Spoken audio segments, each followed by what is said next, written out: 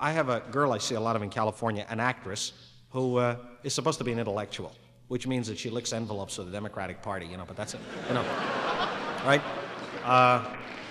I passed for bright. So, play on words. Anyway, this girl, she says to me, every time I start to talk about Mrs. Kennedy in all the magazines, she says to me, well, what do you want her to do? Like that. I say, well, why is she shopping for wallpaper? And, why is she on the front of the Ladies' Home Journal? She says, what do you want her to do? Very hostile.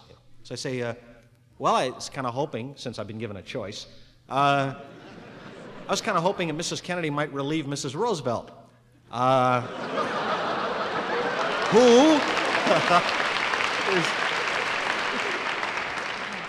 Who is 77 and should not be driving tractors to Havana.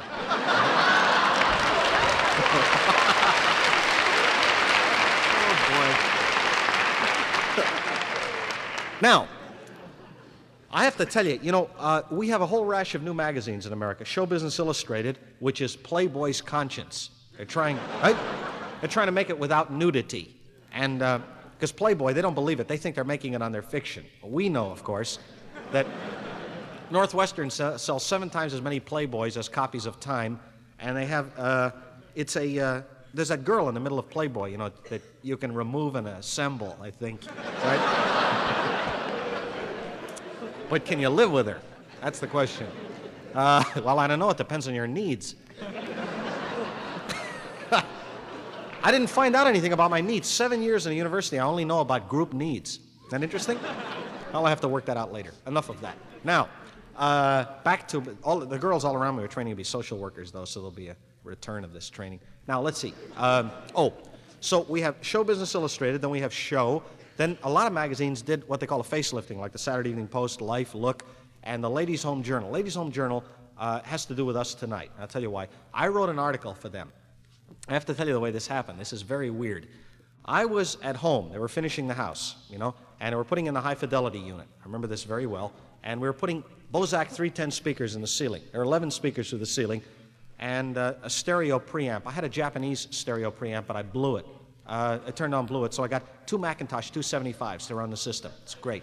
And how does it sound? I don't know yet, but it makes the street lights dim, and that's what I'm looking at.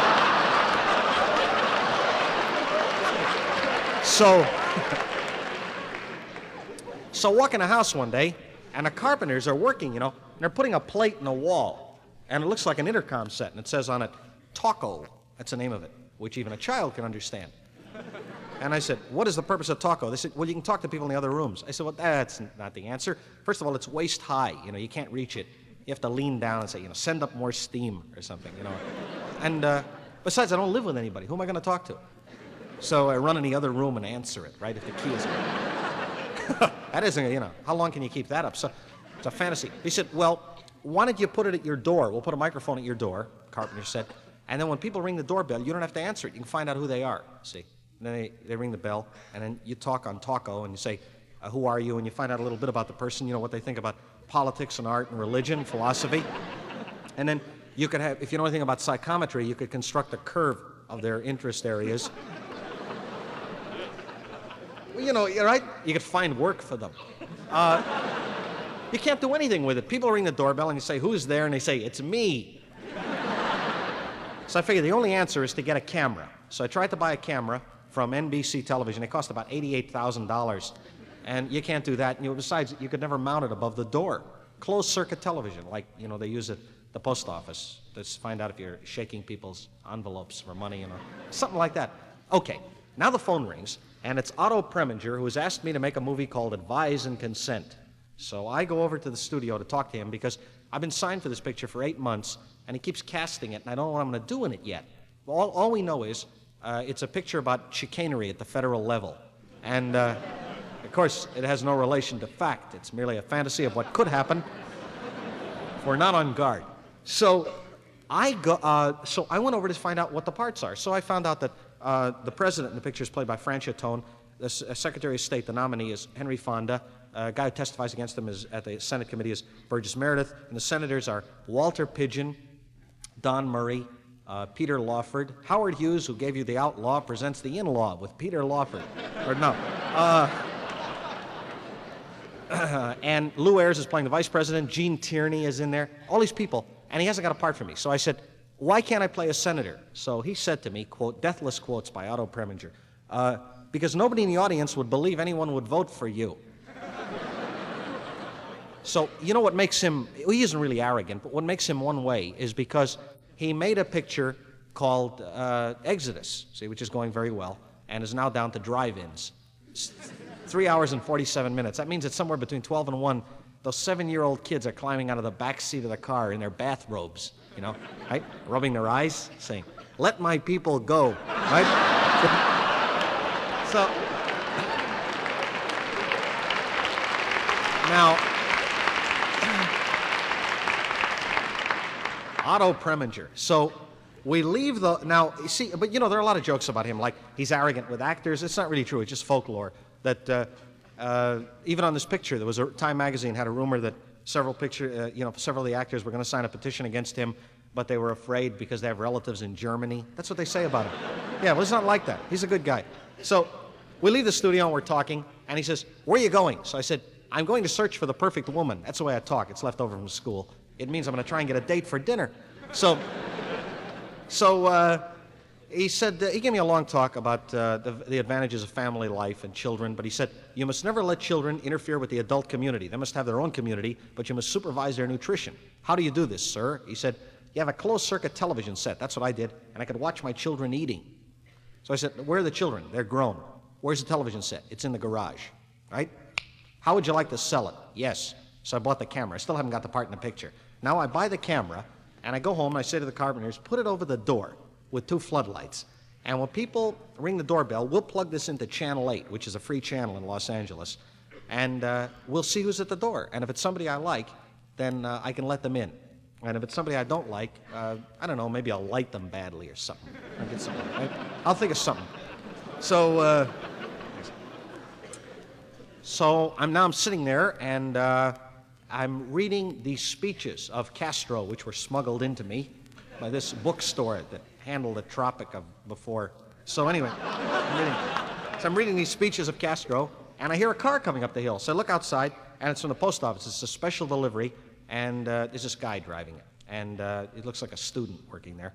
And he turns in the driveway, but I don't want to just look at him. I want to see him on television so I can believe him. So he rings the doorbell, and I turn on Channel 8, and for some reason, I'm getting a ball game from another city. And somewhere between the shortstop and the pitcher, there's a guy from the post office with a letter. So I pull him through the door, and I sign for a special delivery, and he's wearing the new post office uniform, which no longer has the Pony Express. Remember that? That was considered dated. The new symbol is a student working there at Christmas. He has that. Right? It's very good he's throwing the mail away because of the pressure of finals. Right? So I'm leaving, see? So I'm talking to him, and he says to me, I'm not going to pull around a bunch of advertising in a sack. What a drag. I'm making $1.50 an hour, and this is not the answer. I'm trying to sign for the letter now. And he told me a whole bunch of things. He said he was going to be an electronic engineer, and he worked for the Atomic Energy Commission, but he had to quit to go to work for the post office because he didn't have any money to continue school. And this is all while I'm signing. And he said, that 50 megaton bomb don't scare me, because this is obviously not an English major, this young man. He says, that don't scare me. He says, we've got a neutron bomb. I said, really? And he said, yeah, we're going to drop it on the 12th of next month from a B-52H because they're modified to carry it. And the 2 crew members have to give up their places to make room for it physically. You like this? I'm still signing now. And he says, we're going to drop it in a neutral country. We figured that'd be the best effect. I said, I see. And I said, you seem to know a lot about it. He says, I was right there when they was building it. I was on the project. Like that? That's a nice way to start the day. Then he left. I still don't know what he did on the project. Probably in charge of security, right?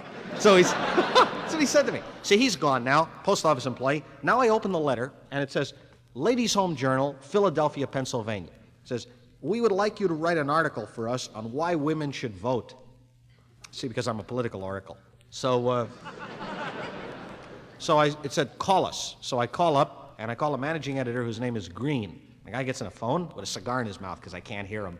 And he says, Green here. You like people that answer like that? It's kind of English and hostile at the same time. So I said, listen, Mr. Green, you don't know me, but you wrote me this here letter. And he said, wait a minute.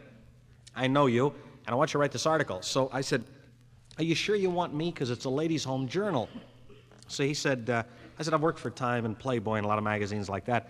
He said, yeah, we're trying to bring the ladies' home journal up a little because these were his words. He said, just because a woman is married and at home, she's not dead. So I said, I don't know you, Mr. Green, but I like you. You're all right. So he says to me, well, he said, I was brought over here to bring the magazine up. I said, where'd you come from? He said, Sports Illustrated. There's a bowling editor there. He was the night bowling editor, so which is a specialized but highly sensitive department. So he said, now, will you write this article about voting? I said, no, I'm becoming an actor in advising consent. I would like to write an article about women, but not about that. I'd like to write about marriage. So he says, you would? I said, yeah. So he says, were you ever married in case we're challenged legally? I said, yeah, I was married. So he said, all right, good, very good. And we'll get clearances on that. You think about the article, kick it around, and I'll check with you. So I said, good enough. And he said, okay, right. And we hang up. That's about 20 minutes later, and the phone rings, and he says to me, how's it coming? Do you know that pressure? I hate that pressure. So I said, well, it's not coming too good. So he said, what are you doing, putting it on tape? I said, no, I haven't started it. So he said, well, have you got any plans about starting it? What are you going to do, dictate it? I said, I don't know. He says, do you type? I said, no. He said, didn't you take that in school? Now you can see the conversation's really crumbling now. I said, no, I was training to be an executive. So he says, you don't have very good work habits, do you? So I said, well, I think it's the fault of our schools. So now the conversation's really disintegrating. And we're talking about Kennedy and the public school program. But this is what I meant by the fault of our schools. See, when you join the Peace Corps, for instance, you know, they don't have any money to give exams. They have very little in the budget. So the Peace Corps sends you the questions and the answers. You grade yourself, you know. Right? That's all right. If you can be trusted if you have good work habits. Now, I went to a large impersonal university, and I have terrible work habits. Like, I'll give you an example. A couple of weeks ago, my mother had a birthday. So I sent her something through the mail. I don't know, a giraffe or something. But anyway, I sent her, what's the difference? It's just guilt. So I sent her this package, and I went to the post office, I had to make out that insurance slip. And it was a girl next to me making one out. And because of bad training at the University of California, I found myself copying her slip. You know that?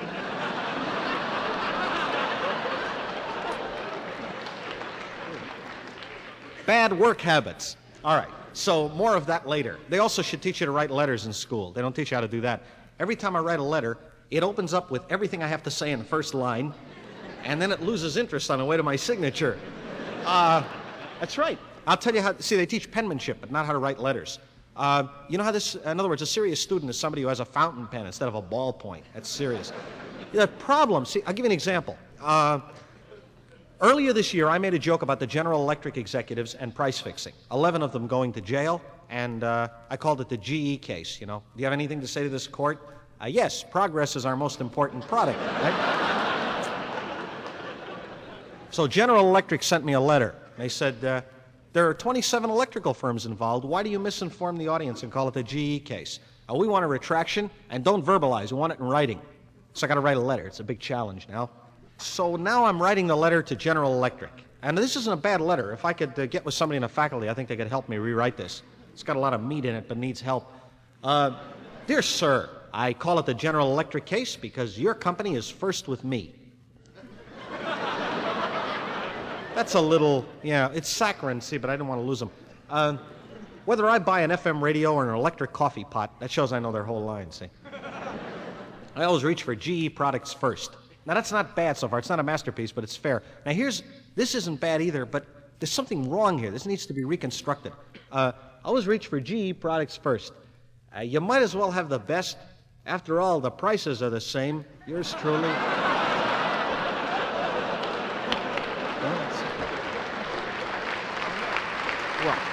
Well, now we're going to write the article, right? So I called back Philadelphia, and I said, listen, I got to have some help with this article. Get me a secretary. But don't get me a stock chick, because it's somebody who has no interest and just takes shorthand. Well, we got a girl for you. This girl goes to Stevens. I said, really? Yeah. She used to go to Bennington. I see. Very good background. Girls' schools. This is what he said to me. He said, this girl, she goes to school and we have her work for people like you in the summer to give her a feeling of reality. Really? That's marvelous. So thank you, Mr. Green. I want to identify her because I don't want just any girl coming up to my place, right? So he said, her name is Catherine Lewis, and she's 5'7.5", and she weighs 108 pounds. She's arriving by mail, I gather, right? So 108 pounds. So, wow. So he said she'll be up tomorrow at 1:30. So I could hardly wait, right? So 1:30 now, as this T-Bird is coming up the hill. Typical chick's car, black leather, white car, right? The other seat, terrible, next to the driver's because of a dog scratching it, and a box of red Kleenex on the seat. You can't tell if your nose is bleeding, I gather, right? And she comes up to the door and bounces out of the car, and she's got her keys, and on the keychain is one half of a medallion, which some fellow has somewhere and is honoring, I hope. So anyway, she rings the doorbell, and I go to Channel 8 so I can see her there. And they're running the original version of Mutiny on the Bounty, which is, the crew is fighting in this scene because they don't want a woman on board. It's bad luck. Yeah, and there's this woman on board who's talking to a guy from the post office. They're standing up there. So she comes in, and I shake hands with her, which is the worst with women, you know, it's because I don't ever know what to do when I meet them anyway, because I don't want to bow, because that's decadent, it's European. And you have to fight them all the way. But you can't, your relationship hasn't grown into anything rich, so you can't touch them. But if you shake hands with them, their hands don't work for shaking. Have you noticed that? Their hands are broken or something. Are you suggesting they're genetically inferior? No. Maybe if they wear gloves or something. There's something wrong. Anyway, so I shook hands with her, and she kept tossing her hand through her hair. You know that thing? It's supposed to be charming. You know? Sometimes she'd do it on the left side. That's kept me interested. So she, you know, I got through with all these chicks in school. So she sits down and she says, well, let's go to work. And she's got this Easy Eye green papers, elementary school credential, right? Easy Eye, and the pencils, about 86 pencils, you know, very productive. So she says, well, shall we get going? I said, yes, take this down. A woman who demands equality renounces her superiority. So she says to me, what does that mean? I said, well, it means that women aren't secure in their own gifts. She says, you mean they try to be men? I said, oh, no, they're not that brave. They just don't want to be girls. So then she said, what does that mean? So then I said, it means they're competitive. So she said, well, you wouldn't be interested in a girl if she wasn't competitive. So then I said, why don't you write a rebuttal of this when you finish typing it? So she said, well, mighty male, you don't want to be challenged on your own ground. So then she picked up her cigarettes and walked out the door. But I mean, really steaming, you know, smoke coming out of her nostrils. She's gone. And she took these cigarettes. In fact, as I recall, they were my cigarettes. Well, the court would have given her that anyway for the time she spent with you. So, right? So, marriage. So she's out the door now and really out of her mind, you know, hostile. And she gets in a car and leaves about 6 feet of rubber with the bird, you know, and dumps it in low range, 6,000 RPMs down the road. And this chick, you know, and a guilt set in. I forgot how mad I was. And a guilt set in. I thought to myself, this girl's going to kill herself. She's going to wrap herself around a pole because of me. It's the worst, you know. And, or maybe she won't wrap herself around a pole. Maybe she's going to become a nun. I know she's going to do something radical, you know. Right? I better call ahead and warn the other nuns. She's gone. So she's driving, so I got guilty. So I thought about it all afternoon, and then I said, well, I'll call her. Of course, until you go into psychoanalysis, you don't know why you're calling them. See, you think you're trying to help them, but it depends. You don't know why you're attracted to people. When I was a graduate student, I always thought I was in love, but it was always a girl who could type. You know that? You don't know? I know. So anyway, but I haven't figured it out yet. So I call her, and she picks up the phone and says, hello. So I figure, well, at least she hasn't rammed her car into a tree. She got home safely. So I said, listen, got to be aggressive, right? I said, listen, I'm sorry if I upset you, but I think we have a bad chemistry going here because I have a tendency to be insensitive to the feelings of others, and I'm not discriminating when I'm, you know, I have behaved badly, whether it's a man or a woman, but I have a tendency to be expedient because I got to get this article finished. I'm under pressure. And that misunderstanding has been compounded by the fact that you are hostile. And although I call everybody hostile, a lot of times, I think you're hostile because you've had a lot of bad relationships in the past, and you found that hostility is the only direct way to deal with your problems. So she says to me, "Who is this?"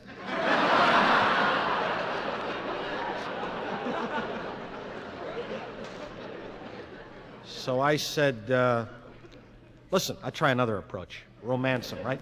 I said, how'd you like to have a drink, have some dinner, and we'll talk about this article. I have no intention of going ahead with this article. I don't know if I ever want to do this kind of work again. Oh, really? What are you going to do? I don't know. I'm going to change my life. Like that. Now, it's interesting. When a guy says he's going to change his life, he's liable to do anything. Grow a beard and go to study agriculture in Afghanistan, That's it. You know what women are doing? Then you call them and say, what did you do today? You changed your life.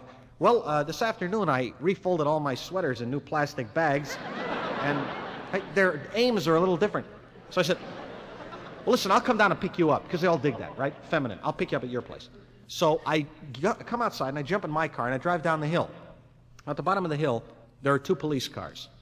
You know what happens in small areas? The police stop and talk to each other. They become lonely. Just as humans, you'll find, if you study their behavior. Right? The great thing is to drive up to 2 police cars and say, who stopped who? That's always good. But anyway, they got a radar trap out there, and you can tell. They got that fork in the back, that metal fork. And I want to tell you about this, because a couple of years ago on a record, I told my audiences something which I consider very irresponsible. I said, to jam police radar, take the tinfoil from your cigarettes and put it into your hubcaps, and it'll jam police radar, which it'll do. That was before the Kennedy administration and this mobilization over Berlin. So now the tinfoil will jam police radar, but I feel it only fair to tell you it will also send a Beaumark missile to the Arctic Circle. So, JFK. As Winchell points out, no less an authority than Walter Winchell, President Eisenhower is 71 and plays 18 holes of golf a day, and President Kennedy was 44 in May and is usually seen in a rocking chair holding his head. Now, I wonder if there's any wisdom. Oh, boy.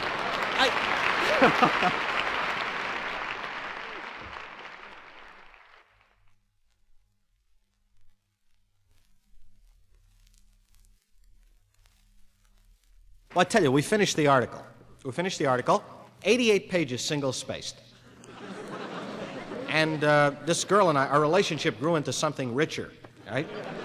Boredom. No, it was really terrible. And, well, she's the wrong kind of chick. She learned her, her morality from her mother and her business sense from her father. That kind of bad compound. Anyway, I sent her back to school. That's the last I saw her. We sent the article into the journal, and the journal prints it up, and I have an okay on it, see? So they're going to put it in the Christmas issue, right, which goes in now. So we're on the tour, and we go through Philadelphia Friday, and they give me the copy. And this is brilliant. What a great organization. Here's the whole article, and the editor says to me, this article stresses that you talk about relationships more than you talk about politics. So there's a picture of me at the top of the article, and this is what it says underneath. For the first time, he deals professionally with sex. Right? Well, no.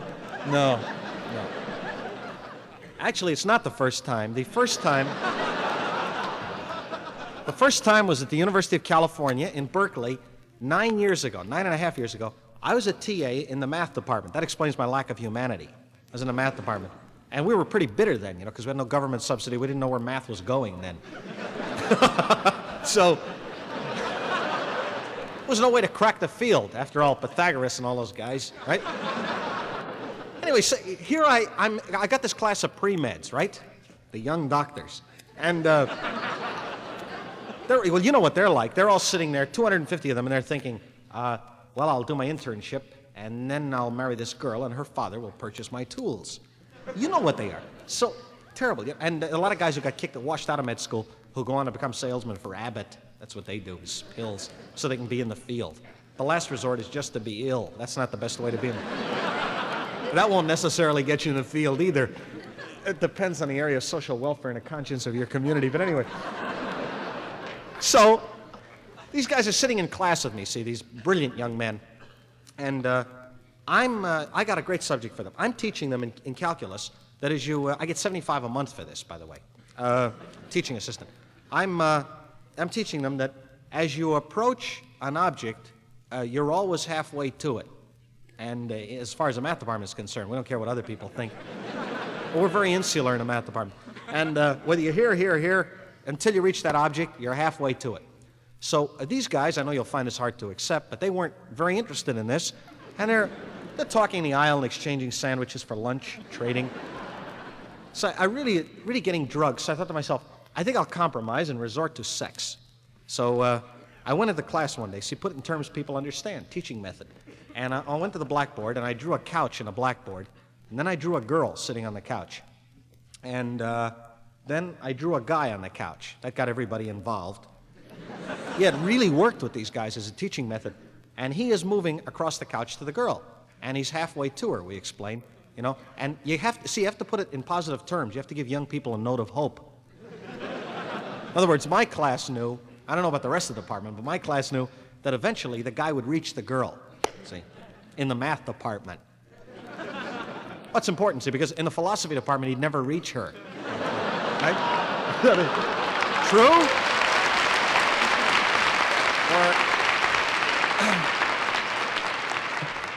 Or in the psychology department, he discovers she's no good for him anyway. I was going to say, what's the purpose of a university? It's to give Richard Nixon a place to work, right? No, Senator Goldwater is a conservative, and the only other thing is he's from the West, but that never stopped anybody. That's it used to. It doesn't anymore. And he's a member of a minority group. But since the election of President Kennedy, that doesn't stop anybody, correct? Right? So Time magazine tells us that, because you have to document everything you say at a university. Time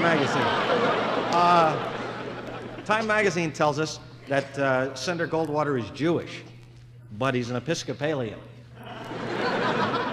So I admire someone who's Jewish and does something about it. Don't you?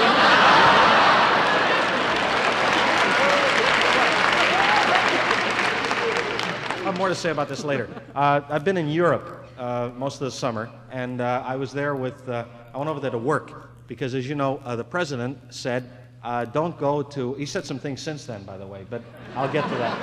He said that he wants us to, things are going well, because when he was elected 9 months ago, you recall, the choice before us was, we're going to have a war or we're not going to have a war. Remember that? And that has now been reduced to, what kind of a war are we going to have? Well, I had to go to Europe largely because of a girl who said to me, you've never been to Europe. She's very accusing, girl I know in California. So, from Pepperdine College. So, it's a good school. You don't have to choose a major or anything. They're all sort of together there in this kind of bullpen there every day. So, with guards in the towers. So, I went to Europe, but you're not supposed to go because the president said, don't let an outflow of gold go out there. And that would mean you'd have to go over on a Fulbright or something like that, or any other opportunity would be the Peace Corps. You could go over that way, couldn't you? So, yeah. Goodbye, dear. Don't forget to write. Anyway.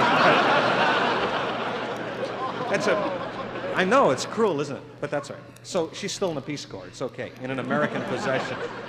So, I decided, the president said, don't go. And if you're going to go, you should work over there and then take money out of Europe, see? So, I got a job with the British Broadcasting Corporation to produce a 1-hour special for them. And I flew over there, I remember the day well, in the middle of July. So we get into London, and it takes 9 hours and 22 minutes from California, no stops from LA, and we land there at the airport and can't get out of the plane because of demonstrators who are there. Now this is before the Russians had resumed testing, as you recall, and regardless of the protests of Steve Allen, the Russians are testing. So the Russians had not, we were testing, or we were going to test. Anyway, these British people are at the airport, a couple of hundred of them, demonstrators, and they're standing there with signs. And I'll just give you the best signs, not the worst, but some of the good ones. They all say, better red than dead, and go home and take your bomb with you. And that means me. It says yank on these signs. And like that. And one sign said, I don't want to be incinerated so that the West Germans can rearm. That was one of the better signs. Well put together. So someone who doesn't understand the problem, obviously. So I didn't want to get out of the plane. So this chick comes up the aisle who works for the State Department, And she said, I'm Miss Ridgecraft or Switchcraft or something. And she says, I work for the State Department, and I don't want you to think this is typical of the British people. These demonstrators are just a bunch of crazy kids. And I'm looking through this porthole, and there's people out there like Bertrand Russell. Like,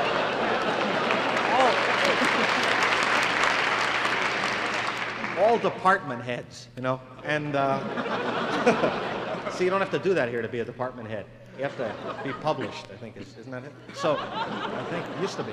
So, now we go into London under protection of the American Embassy. We got this girl there from the embassy who's kind of aggressive, and career chick, calls her own cabs and everything.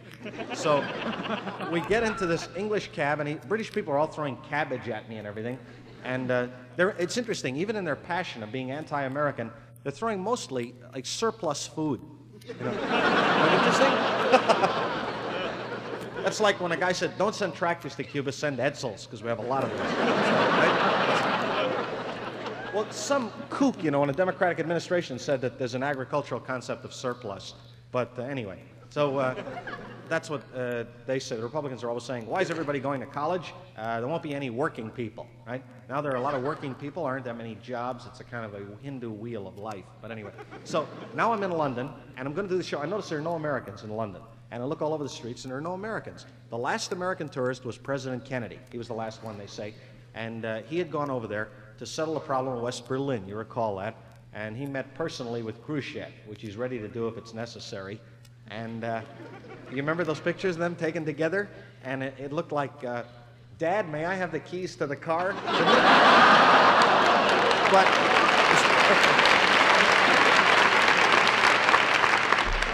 so and the answer was no. That's the problem.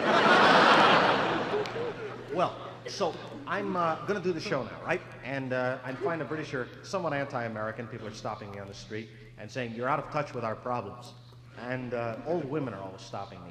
You're out of touch with our problems. And I thought that, you know, yes, we are, and we only get a statement on the first of every month, but we don't know any of you personally. So, now the Russians are pretty cool, because they know that we don't have any Americans in London, so they took advantage of this for a propaganda play 3 ways. First thing they did was they opened up an industrial exhibition of 3 acres or more with all their inventions, which is free admission to the British. And it had cutaway Sputniks in it, you know, industrial design. And Vostok 1 was there, and Yuri Gagarin appeared there. They had him there to discuss it at 3 and 9 every day. He was there. And they had, it's pretty wild, they had a mechanical heart that pumps blood between these 2 unrelated dogs. Otherwise unrelated. And they had, it's wild. And then the day that the thing opened up, see, Gagarin would make these appearances. And then the day it opened up, Titov went up. And he was sent up that same day. So that's a pretty good thing to have going. That's what the Russians had going. And then to balance that, the United States had me in London doing this television show. I agree, it's not the best. So we, now, the problem, see, is that the British Broadcasting Company is carrying Titov in the capsule, which is shaking the British up pretty good, you know. And they don't carry anything about our space program at all. We sent Saturn up today, but if you get a British paper, it'll always say, Americans in feeble attempt at space. That's a typical British headline. They're very anti-American. So Titov is up there now, and they're carrying it on radios. And people are walking around the streets with these Japanese transistors listening to him. And Titov, you have to remember, you know, like Gagarin, is not a hero. He's a cosmonaut, but what he really is a lab technician. In other words, you know, he's locked in there, and and he's got those dials, and he's reading them. And he's writing it down on a knee pad, you know. So Gagarin did as he was told. He wrote it down on a knee pad, and he was cool. But the Titov was out of his mind. He even got very emotional when he got up there. And we heard him on the radio. You later saw the quotes, I think, but we heard him live yelling. You know, he's up there yelling, "I'm an eagle." Remember that? Terrible. I'm an eagle.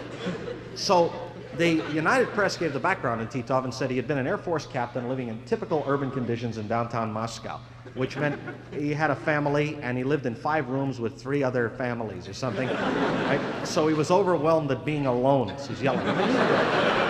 Anyway, meanwhile, I'm in the studio and I've got, well, my problems are a microcosm of the world situation, but they're my problems nevertheless, and I have to face them. So with something besides hostility. So here's this audience, which is direct, I admit, here's this audience there, British audience, and they don't know any of our values. They don't know President Kennedy, for instance, so you can't talk about him. But they know his father. You can talk about him. And yeah, people would ask for him on the street. People would stop me and they'd say, "How is he? He left during the war." There's a lot of that. So, very exciting. Now, when we get off the air, and we've got our own problems, of course. By the way, you may have noticed that Hurricane Esther headed up the coast a couple of weeks ago, and the headlines in all the papers said, "JFK tots flee in peril." Remember that? Hurricane's peril. And you had an image of those two kids running, you know, from the elements, right? So, no, I guess the little girl would carry the little boy. He stood up this week. That was in the paper, too. And isn't that exciting? Front page. It's 11 months and he stood up in his crib. A Russian dog is going to graduate school. Yeah, I know.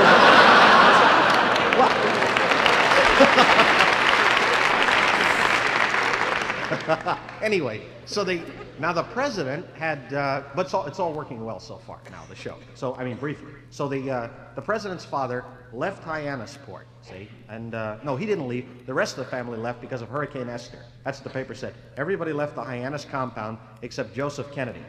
And then we gather that the hurricane avoided him, right? If it was smart. So, all right, now where are we? Oh, yes. Now back to our point. So now the show is over, and I'm going out to mixed critical reviews, and I'm going to the alley, and this girl is waiting from the State Department, and she says to me, "I want to brief you before you go out there. The British press is waiting for you because Titov landed already while you were on the air, and it looks like it's successful. He went from Berlin to Honolulu in 41 minutes, and we're going to try and cut that down a little, you know, and say he didn't really see anything or something. But it's going to hit the free world hard, so when you go out, cool it, because you're an American. The press will bait you, but don't be arrogant. Be self-possessed, and don't be defensive, you know, but don't be overly confident. And congratulate him, but don't act as if we don't have something cooking at Cape Canaveral, right? Which they haven't even told us about, I gather. So I'm going out now, and she gave me a speech by Stevenson to carry with me. So I saw him. I got to tell you about that. I saw him in Chicago. So. Now I'm walking outside, there's about 16 reporters standing there, and they ask you very rude questions if you're an American, and you have to cool it. You mustn't become hostile. And dumb questions. Well, I'll give you an example. Like they say, "Are you going to see Gagarin?" No, I'm a kind of an Alan Shepard fan myself.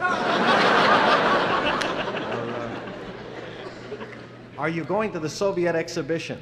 Yeah, but I don't want to go on any of the rides.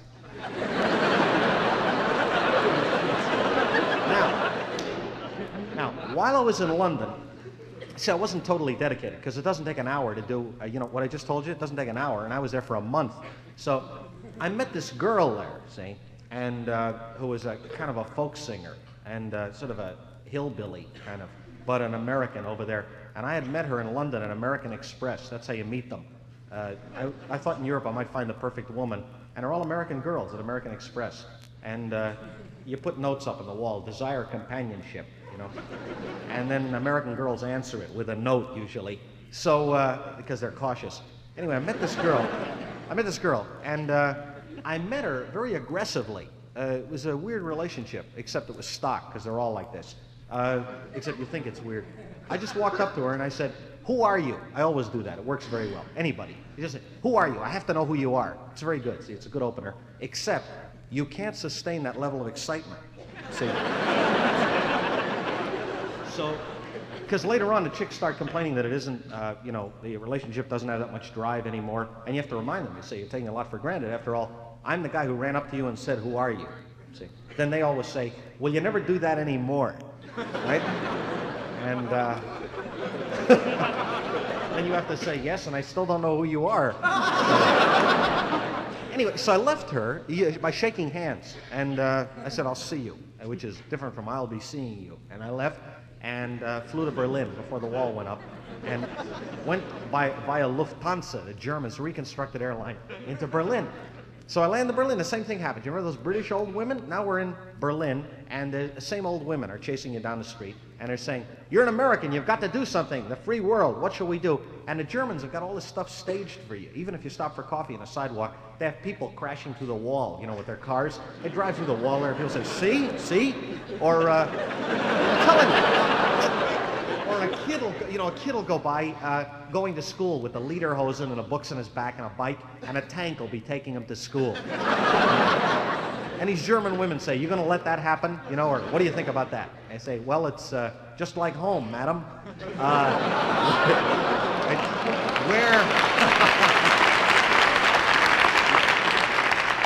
Where are you from? Arkansas. No. It's wild. So I'm walking around Berlin now, and all these German women are jumping on me. "What about the free world?" and everything. So I devised a technique to get rid of them. I'm not saying it'll work for you, but if you're going to sightsee, people got to leave you alone. So when they'd run up to me, I'd act like an official, kind of like a cop. You know how to act like a cop? Act like a detective. Like if a woman would run up and say, "Got to do something. Got to get the Russians out." I'd say, just a minute. And you take a pad out of it doesn't matter what kind, just take a pad out of your coat and a pencil and say, "What's your name, lady?" And where do you live? Right? Right. Now, what is it you want me to do? "We want you to the free world to get the Russians." Just a minute, not so fast. I want to get all this. "You want me to get the Russians out of Germany." See, now I'd like to ask you some questions, please. Yes? How did the Russians come to be in Germany initially?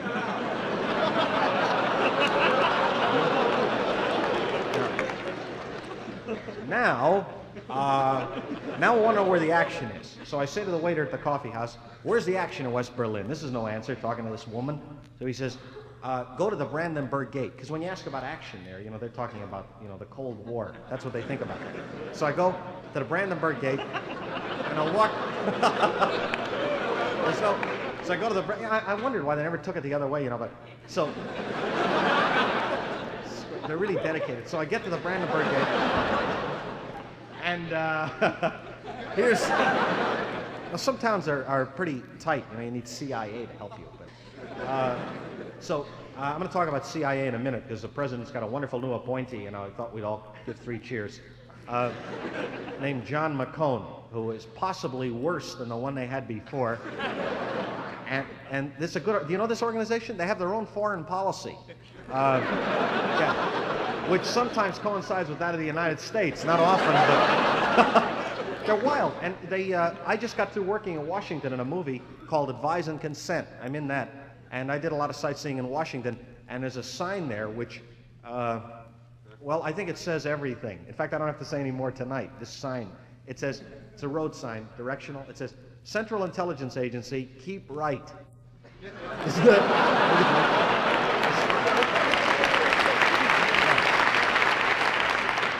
So now I'm in Berlin, right? Okay. So I'm in Berlin now, and I go to the Brandenburg Gate, and I walk up there, and our soldiers are on one side, and the Russian soldiers are on the other. And then in front of our soldiers are the West German police, and in front of the Russians are the East German VOPO. And then in front of the West German police are 4 or 5 teenagers, West German teenagers with the Africa Corps caps, their older brothers. And in front of the East German VOPO is a water truck. You saw that in the paper. So the German kids, the West German kids, are yelling epithets across the gate about freedom there, which loses a lot of it in the translation into German, I found. But anyway, they're yelling this. And they're throwing rocks. And I want to make this clear tonight. Our soldiers, or the West German soldiers, didn't throw any rocks. Sometimes one of our soldiers would hand a rock to a West German who would hand it to one of the kids. And wouldn't throw them. So these 5, I stand there all afternoon. It was the dullest. And these 5 West German kids are throwing the rocks through, and the water truck is shooting at them. It was a lot like the Newport Jazz Festival.